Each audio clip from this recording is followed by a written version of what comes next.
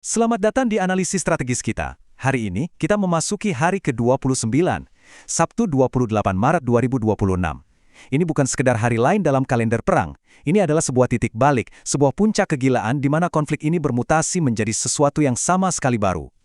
Semua kalkulasi yang dibuat di Pentagon dan Tel Aviv hingga kemarin, hari ini menjadi tidak relevan. Aturan mainnya telah diubah secara fundamental. Kutipan dari sebuah memo intelijen internal ini, ini menangkap segalanya. Peringatan-peringatan yang selama ini mungkin dianggap gertakan oleh para analis barat, kini bukan lagi sekedar kata-kata. Ancaman telah menjadi aksi kinetik, serangan fisik yang masif, terkoordinasi, dan dilancarkan secara serentak di berbagai front oleh poros perlawanan. Mimpi buruk yang mereka takutkan dalam simulasi perang sekarang menjadi kenyataan pahit di lapangan.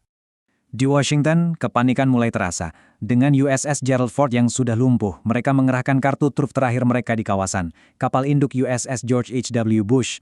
Sebuah simbol kekuatan Amerika yang luar biasa.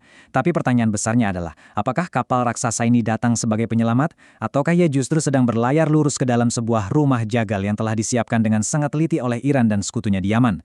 Sebuah zona pembantaian yang dirancang untuk menelan aset paling berharga Angkatan Laut Amerika.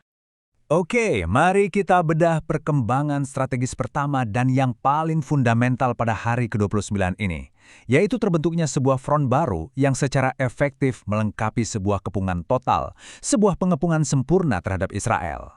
Yaman, melalui Ansar Allah, secara resmi telah memasuki peperangan, bukan lagi dengan retorika atau serangan sporadis terhadap kapal, tapi dengan rentetan rudal balistik pertama yang menghantam Elite, atau yang mereka sebut dengan nama historisnya, al-Rashrash. Ini bukan sekedar serangan, Anda harus paham ini.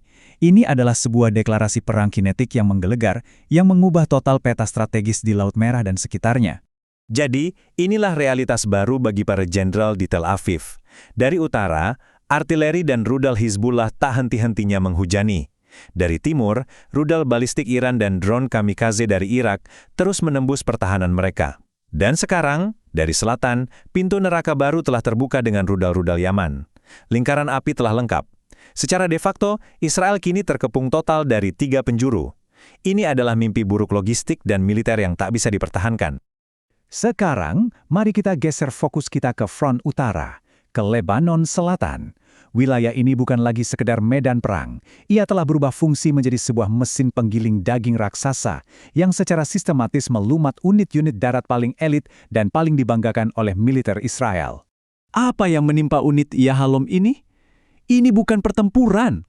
Ini adalah pembantaian terencana. Unit zenit tempur yang menjadi ujung tombak Israel bersama dengan pasukan terjun payung digiring masuk ke dalam sebuah penyergapan maut yang telah disiapkan dengan sempurna oleh Hizbullah.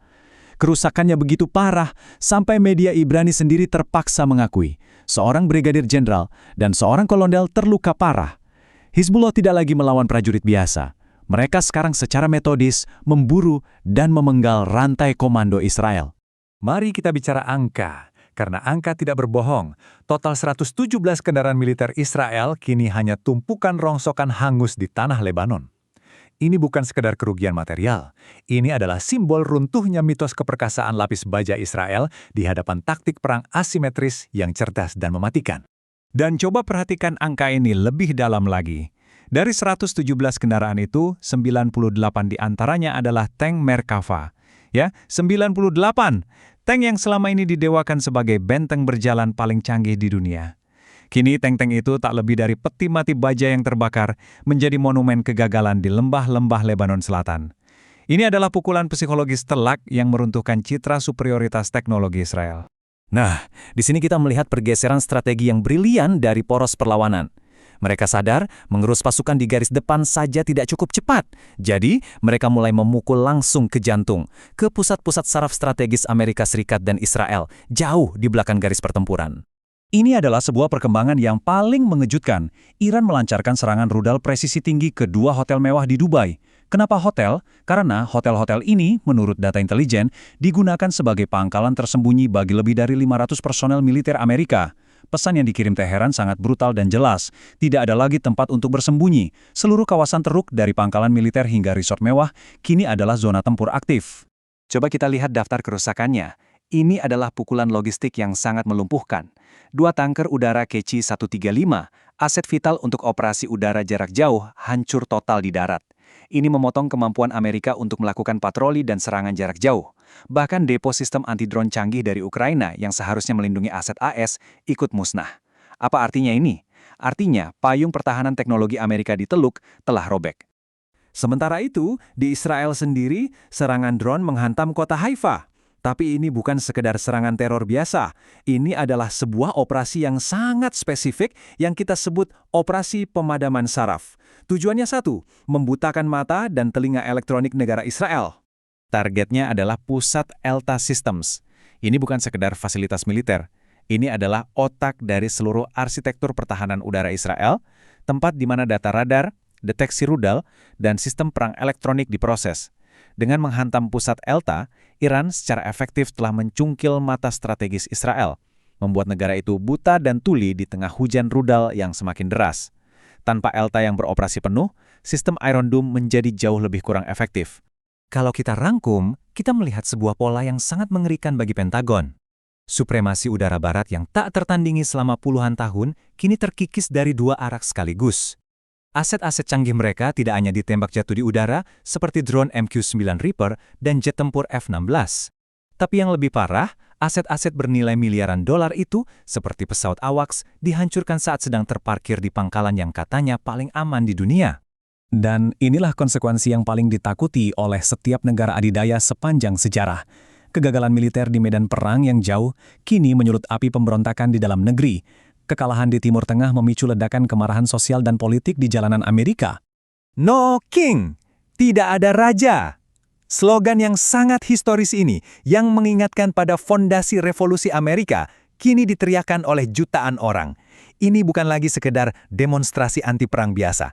Ini adalah sebuah tantangan langsung terhadap legitimasi dan otoritas pemerintahan Trump. Sebuah penolakan fundamental terhadap kebijakan luar negeri yang dianggap membawa negara ke jurang kehancuran. Skalanya luar biasa. Dari pesisir timur di New York hingga pesisir barat di San Francisco, jutaan rakyat Amerika membanjiri jalanan. Mereka menuntut perang ini dihentikan. Perang yang mereka anggap hanya menguras triliunan dolar dan mengorbankan nyawa anak-anak mereka untuk kepentingan yang tidak jelas. Pemerintahan Trump kini terjepit. Di satu sisi, kekalahan memalukan di luar negeri, di sisi lain pemberontakan politik di halaman belakangnya sendiri. Kenapa rakyat Amerika begitu marah? Angka ini menjelaskannya, 136 triliun dolar. Itulah total utang dan kewajiban tanpa dana yang membebani Amerika Serikat. Secara fundamental, negara ini sudah bangkrut secara sistemik.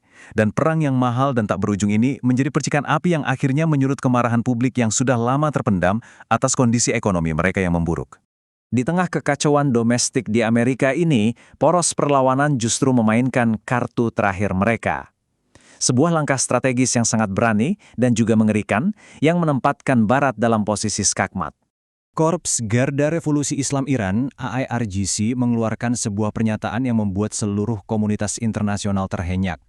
Mereka mendeklarasikan bahwa semua universitas yang berafiliasi dengan Amerika Serikat dan Israel di kawasan Asia Barat kini dianggap sebagai target militer yang sah.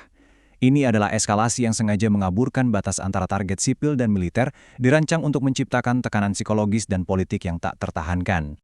Dan mereka tidak hanya mengancam, mereka memberikan ultimatum dengan tenggat waktu yang sangat presisi, Senin 30 Maret, pukul 12 siang waktu Teheran.